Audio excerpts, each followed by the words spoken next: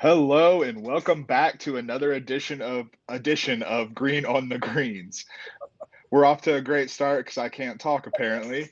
Uh, if you'll notice, Savannah is back with us for another week because I lied to you last week. Ian is still on vacation, so we get treated to Savannah's picks once more and are saved from Ian and his Canadian paradise. Before we get into the John Deere Classic this week, though, we do have some, items to cover from the week that just happened in golf. We're going to start off, of course, with the Travelers Championship and Xander Schauffele winning.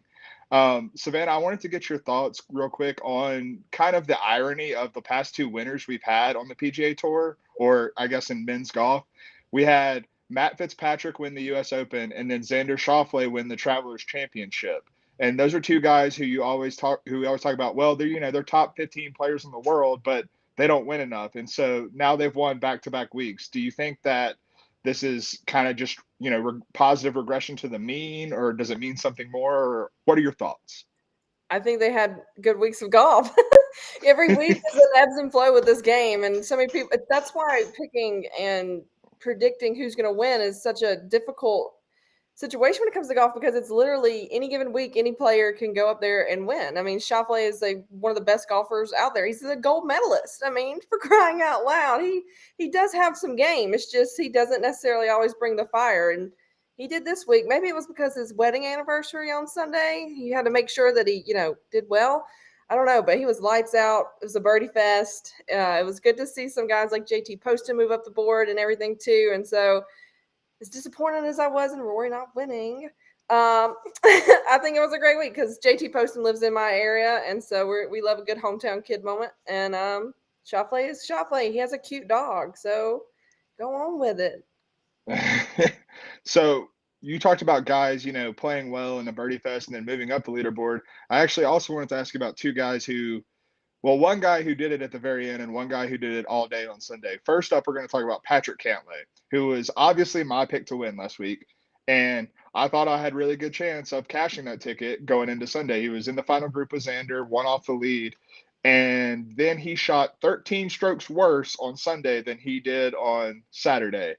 And I've heard some rumblings that he might have been sick, but I mean, what do you think's going on with Cantlay? Because we talked about it last week. Like he hasn't been at the level he was last year, and then we saw something from him. Like there have been weeks where he hasn't gone out and won a tournament when he's had the chance to, but I don't think I can ever remember an absolute collapse like this when it wasn't a major championship. Do you think there's something more going on with him? I think he was sick. Him and Rory both were fighting a little bit of a bug or something, so that could really have played into their lack of succeeding. I've never seen Cantley play that bad outside of a major either, so it was kind of surprising. But some guys just have a bad weekend, and maybe he didn't get some good lies and just didn't work out for him. I wouldn't say necessarily, unless it continues on into the rest of the season, that it's anything to worry about because he is like one of those guys that are like a silent killer. When he wants to get on fire, he can in a blink of an eye. But last week was just kind of like an adversity test that he didn't pass. So I think that's all it was in reality. Yeah, I'm probably taking it a little bit harder than most just because I had, my hard-earned money invested in him and I was so close. And then to watch him play in a way I haven't seen him before really hurt. I apologize for my new puppy yelling in the background. He is not He's telling happy. you. He's trying to Uh, think that Cantley was a terrible pig. You shouldn't. Dad should I have never agree. picked it. You're not wrong, and I feel that way now. But hindsight is 2020. So speaking of our picks, we're going to recap our picks from the Travelers real quick. Obviously, since Ian's not here, we did not have closest to the win, and we'll not have it this week as well. But Savannah had a pretty good week for her debut. She had Ricky Fowler to miss the cut, and he followed suit and indeed missed the cut. And then she took a bold call on Harris English to finish in the top 20, and he finished T19, I believe is what he finished up. Mm. And so that was a really nice showing from him. Like we talked about last week, he's coming back from injury, so it's good to see him show some form. Uh, from there on out, it gets a little bit rougher. You had Keegan Bradley to finish inside the top 10. He finished T19, so close, but not quite. Then you had your bold call of the week with Harry Higgs to finish in the top 5 at plus 6,600 odds. And he did not deliver on that. He played well enough to make the cut, but then he had an absolutely atrocious weekend including a Sunday that is probably the most disinterested round of golf I've seen from a professional ever. And he finished T70, which was dead last for those to make the cut. And then obviously you also had Rory to win, and he ended up finishing T19 with largely because of Saturday when he just really didn't have his game with him. Mm-hmm. As for myself, I didn't have a great week, but the pick I did hit cashed pretty nice odds, so I ended up doing a little bit better than breaking even. I had Tony Finau to miss the cut. That was way off. He finished T13. Joel Damon followed the Harry Higgs School of Golf and shot 73, 75 on the weekend, finished 69th, which, nice.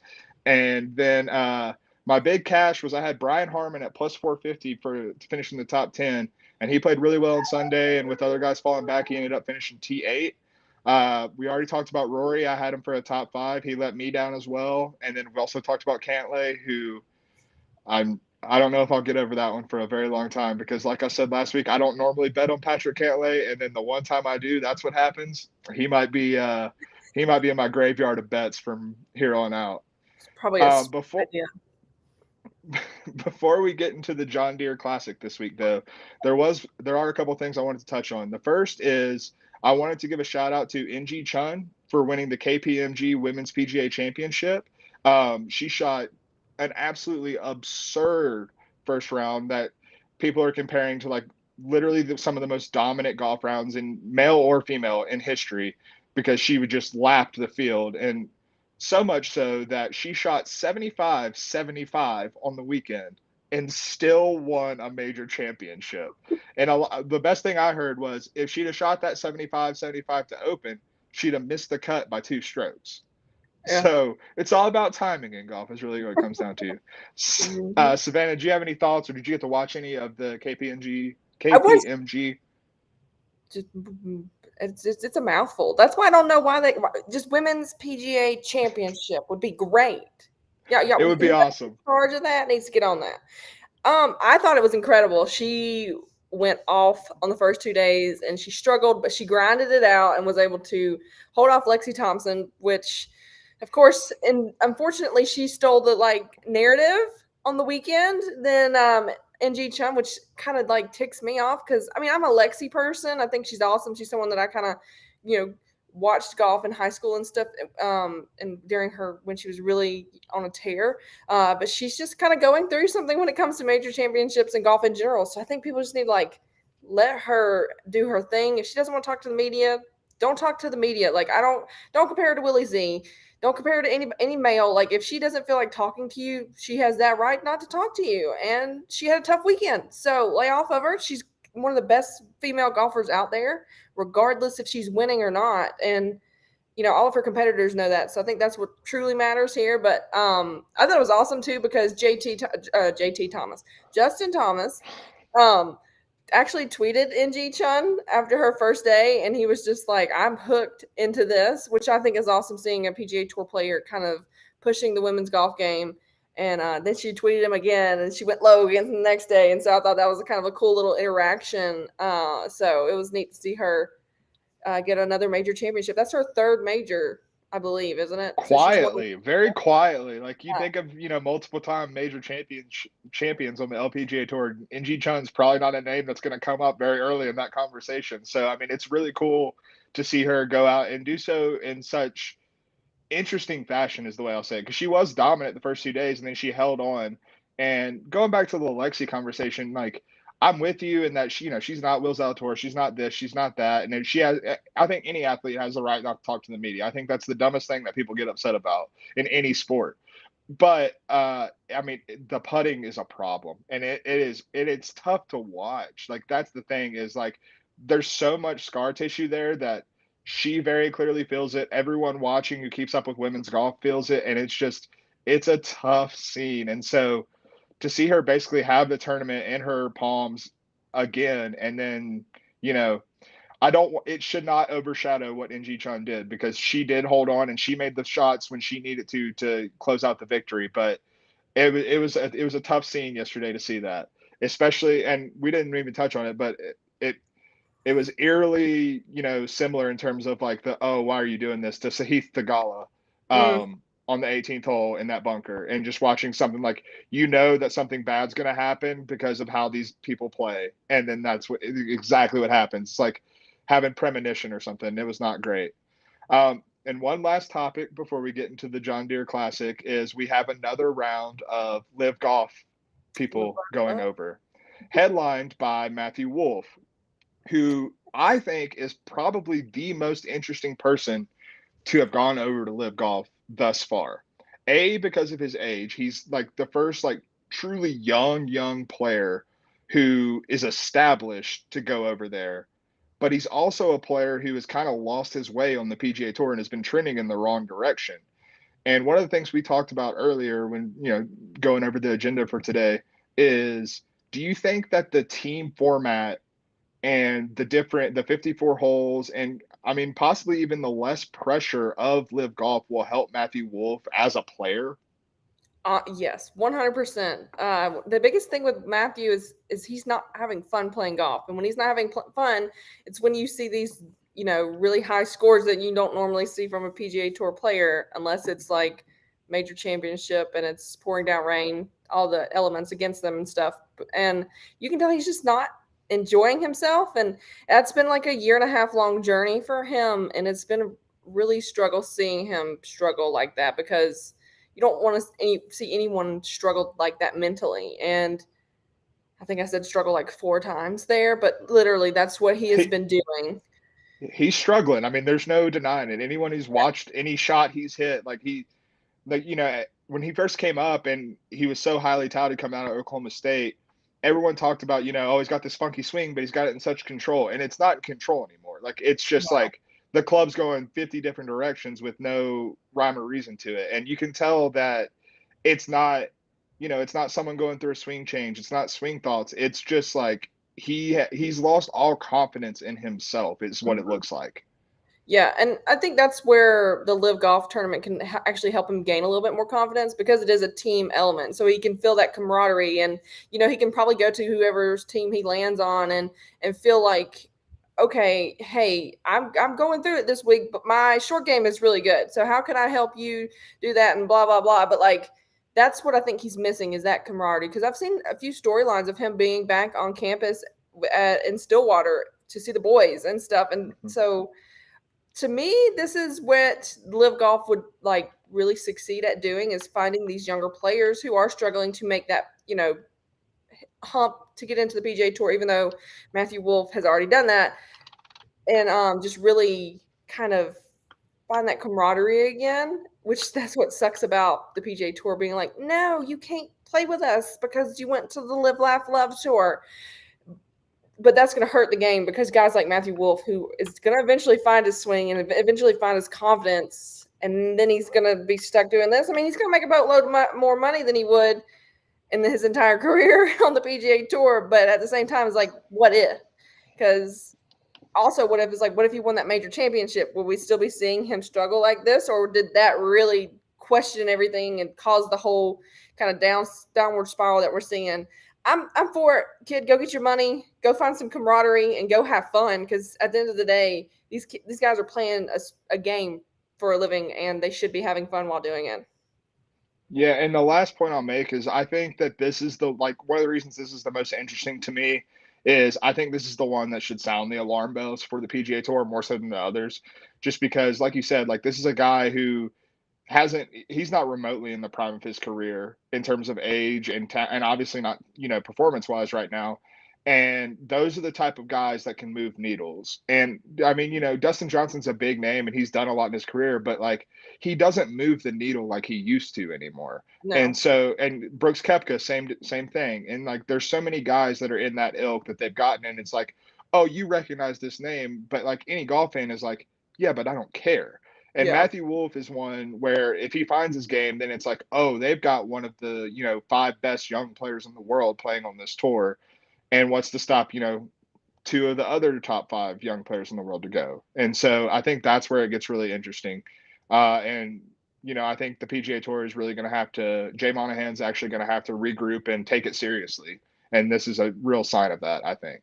But I get tired of talking about live golf very easily just because it's so It's ridiculous. So let's get into the John Deere Classic finally. We're heading to TPC Deer Run in Illinois. I mean, it's one of, in terms of aesthetics, it doesn't get better than the John Deere tractor T markers. I That's mean, my my favorite. God, it's so good. Um, but in terms of the field, this week is not great. Coming into the week, when the field was announced on Friday, Daniel Berger was the highest ranked player in the world in the field. And then this morning he withdrew. So now Adam Hadwin is the highest ranked player in the world, if that tells you anything about this field. But we are still going to attack it. We're still going to make our picks. And we're going to start with you, Savannah, and your pick to miss the cut at the John Deere Classic. Even though this guy tied 11th last year at the John Deere Classic, I don't think Cam Champ is going to make the cut this week. He hasn't made the cut since the middle of May. I think it was the eight in Dallas. AT&T Byron Nelson, I think, was the last. Maybe it wasn't Dallas, but Byron Nelson was the last tournament that he made the cut in, and he hasn't played well at all since then. So his game is kind of all over the place. And I was just like, you know what? I don't think he's played well lately, and so I don't think he's going to play this well this week. He could be one of those guys that because he likes this course so much, he, finds a rhythm. But if the last few weeks have told us anything, or the last month, I'm like, he's not going to make the cut, and he's going to go home and on Friday. Yeah, I'm looking at it now. He has missed four straight cuts at the PGA, Memorial, Canadian Open, and then last week at the Travelers. Yeah, I mean, I wouldn't let the T11 worry you last week. Cameron Champ is one of the most immensely talented golfers I've ever seen. The sound when he hits a golf ball is one of the most absurd things I've ever heard in my entire life. Like, it's not a real sound, but he's also a player who, when his game is not together, it's very much not together. And so, with his form going into this event and really no signs that it's improving, I'm 100% on board with that pick. Um, I'm actually almost more on board with your pick than I am my pick to miss the cut this week, because I'm going total gut feel here and saying that Sahith Theegala misses the cut this week. He's been playing extremely well this season. I mean, this is the second time we've seen him in contention on Sunday. We saw it at Phoenix and then come up just short. And he's also playing well, even like relatively recently. He has four straight made cuts and two top fives over that stretch. So he's playing good golf for a young player right now. And that's actually normally the type of player I would target. But I think when you lose in the way that he did on Sunday, where you make a mental error and then to see him so affected by it, just like he was after Phoenix mentally, golf is such a mental game that to travel and then have to go back out there and do it again, even in a weak field, it just scares me a lot. And because he's one of the better and bigger names on this in this field, you're probably going to get pretty good odds. Miss the cut odds aren't out yet anywhere that I can find, at least, and so you're going to get good odds on it. But I just have a gut feeling that that's going to weigh on him a little bit. And to my point, when he failed to win in Phoenix, the next tournament he played was the Genesis at Riviera, and he finished like T59, I think. So there was a dip in performance from that heartbreak, and so I think we could see that again from him. See, I almost had him like in my top 10 just because of how well he played last week. But you bring up a good point, and that kind of mentality of playing well and then kind of falling short has to take a toll on these players. And he's somebody that it does. And so he could prove us all wrong and have a good week again because of the type of field. And it's hard to like compare it to the Genesis because of how tough the Genesis field was. So that was like my only like kind of like I think he could make the cut this week just because of who he's playing against. But I don't mind it. I don't mind it. I tend to get over my skis with miss the cut. I try to fly as close to the sun as possible when picking these guys, and that is admittedly extremely hard when the field is this weak because I mean any of these guys can miss the cut. A lot of these guys have missed a lot of cuts this year, so this is just me flying close to the sun again. So that's where we're at. Let's move on to our top 20 picks. Savannah, who do you have top 20 this week? So this is my wild card pick instead of doing it at like top fives like I did last week. I learned my lesson, guys. We're gonna go with the top 20 from Johnson Wagner. I think when Johnson's playing well, he's one of the better golfers in this kind of like not lower tier PGA Tour event, because I hate calling the John Deere Classic that. But in this kind of field, I think he could really shine. I think the golf course plays well for him, and so that's kind of where I am. I love Johnson Wagner. He has the best mustache outside of Van Ruin, and so we're going for it on the PGA Tour, Cody. On the PGA You Tour, didn't specify that. I didn't Jeez. think I had to. I was immediately offended personally. Well, that sounds like a you problem. It is. So I honestly I didn't do much research into Johnson Wagner. I don't know a lot about Johnson Wagner. So I can't speak on this. This could be great. This could be the worst pick you've ever made. I'm just going to, full disclosure, full transparency, I can't speak on it with any kind of intelligence. So that's where we're at with that. So we'll move on to my top 20 pick. A guy who I have a hard time not saying his name like this, Shea Rivet, however, most commonly referred to as Ches Reavie. Like, So Ches has quietly been playing some really good golf of late. And that shouldn't be surprising because over the past, month and a half or so, we've started to get into the more shorter courses that come into this part of the year. And because he's so short off the tee, that's where he has to make his money. And he's been doing so. In his last 5 starts, he has 4 finishes of T27 or better, and 3 of those have been top 20s. Um, he's gaining strokes across the board in the 4 major categories, and he's actually top 10 in this field over the last 20 round in strokes gained tee to green. So he's striking the ball really well, and we know he's going to play out of the fairway, and he's gaining strokes putting, which when you combine all those things, that puts a player who's a veteran like him in really good form. He was T18 at this tournament last year. And with the way he's playing right now, and with this field being so weak, I don't think he's going to contend just because, I mean, Ches Reavie's not the type of guy who really contends very, very often. So I'm not, far be it from me to be the one to predict when he does that, but I think he can put himself pretty easily in the top 20 in this field. And that's at plus 220 consensus odds that I found. And for the record, your Johnson Wagner is at a pretty staggering plus 700 to finish in the top 20. So if you're right, I will tip my cap to you, ma'am. you should bet money for me, and so when you win, then you can thank me. Okay. But I don't mind. I don't mind Ches, whatever. However, I don't ever want to butcher someone's name. Ches, I guess it is. But Ches Reavie. Reavie, just like you with Johnson Wagner, is about where I am with Ches Reavie. Okay. Maybe he will. Maybe he won't. Who knows? I'm rooting for it though because I want you to have a good week. Hey, thanks. I want you to have a good week as well. We're all about giving out all the winners here. Such good. Okay, so speaking of winners, let's go to your top 10 pick.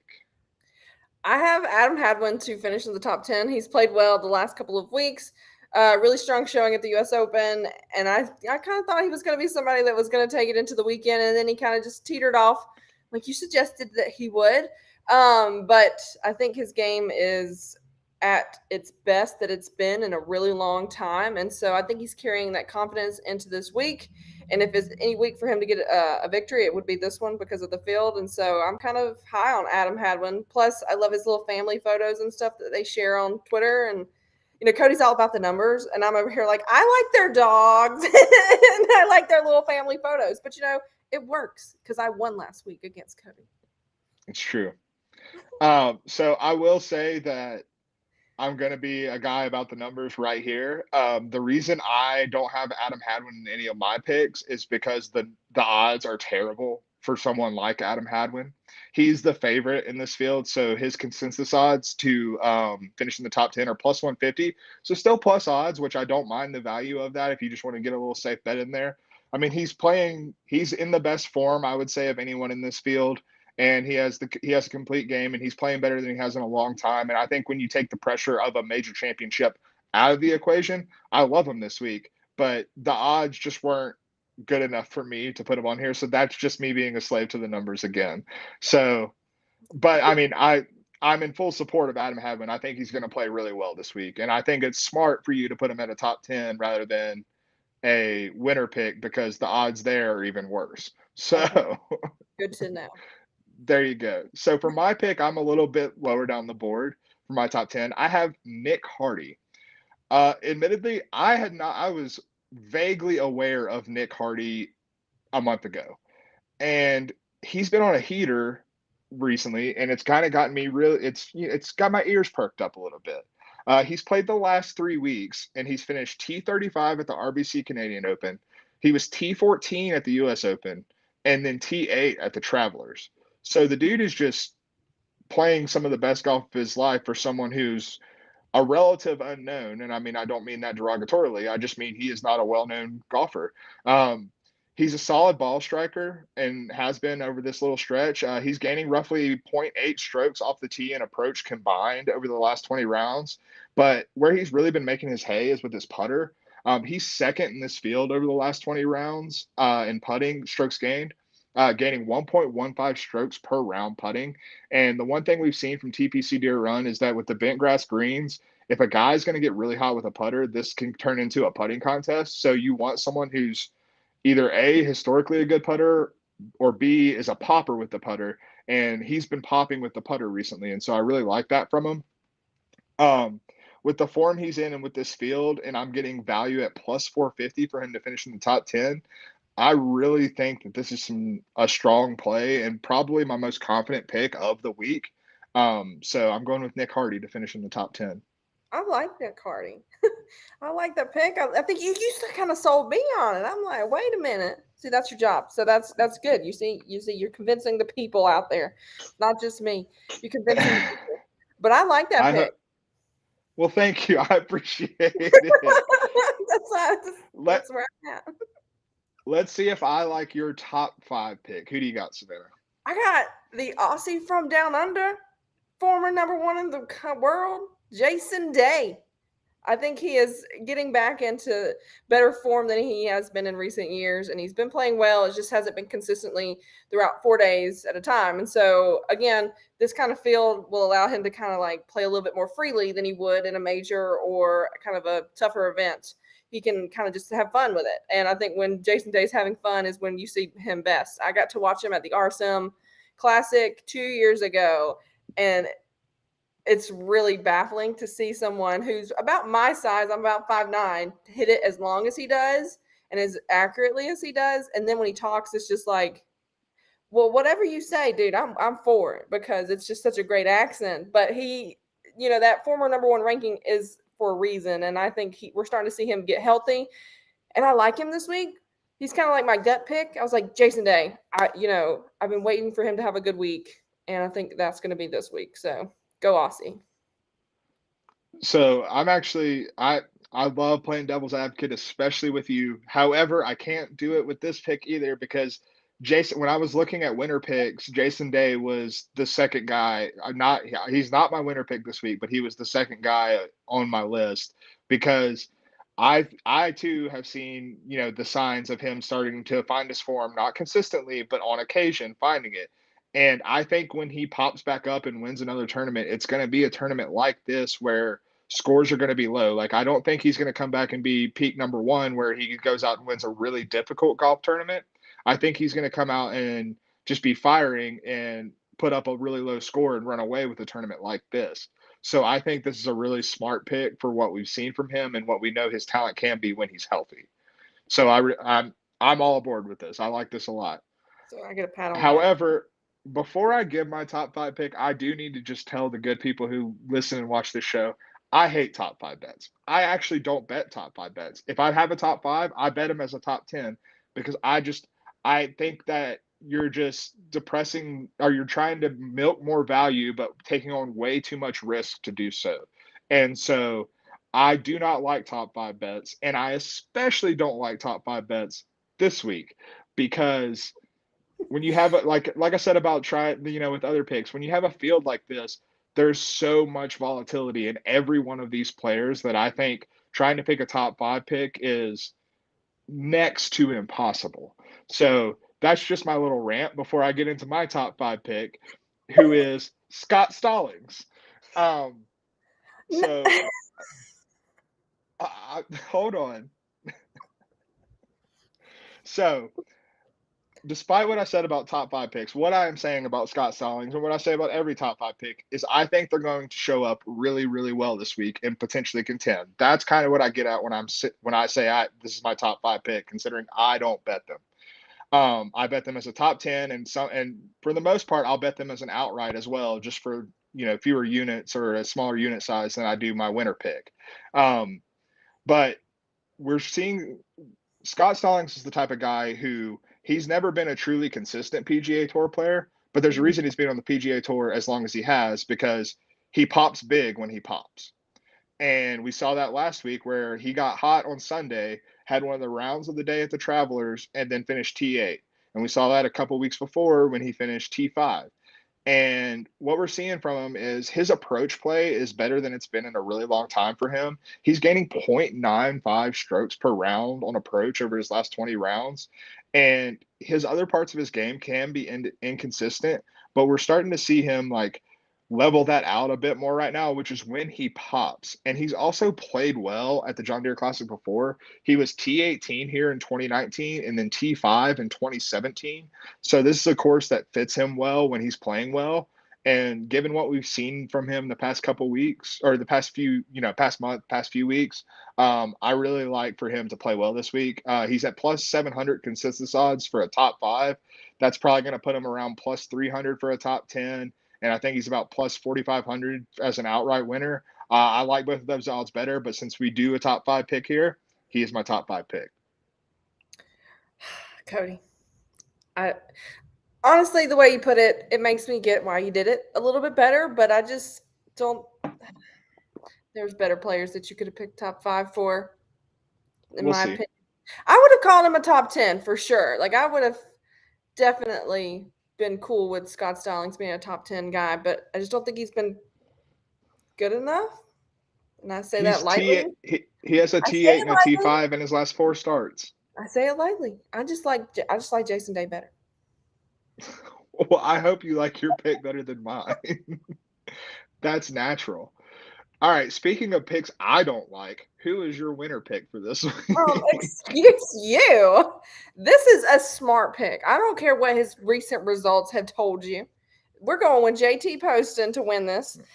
He finished second last week at minus 17. Birdie Fest.